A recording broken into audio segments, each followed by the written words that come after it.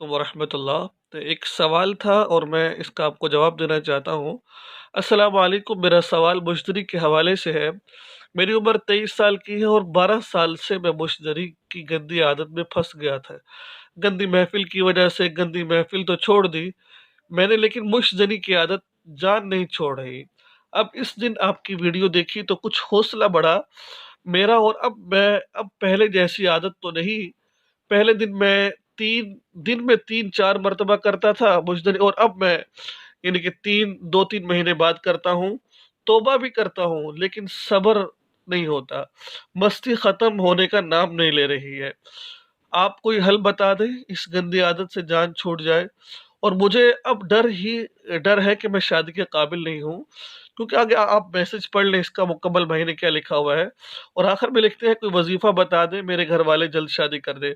देखिए, मैं आपको एक बात बताना चाहता हूँ। अल्हम्दुलिल्लाह मैंने एक वीडियो बनाई थी, उसका बहुत अच्छा मुझे रिस्पॉन्स मिला। लोगों के बहुत फ़ोन आए अल्हम्दुलिल्लाह। मैंने जो उसमें चंद बातें बताई हैं कि आप ये काम कर लें, आप हमेशा के लिए मुझे नहीं छोड़ देंगे, तो काफ़ी अच्छा रहा। मैं उस वीडियो का लिंक आपको डिस्क्रिप्शन में दे दूँगा, तमाम भाई उस वीडियो को देखें और मैंने जो चीज़ें बताई हैं, उन चीज़ों पर अमल करें, इंशाअल्लाह मुझे नहीं छोड़ देंगे।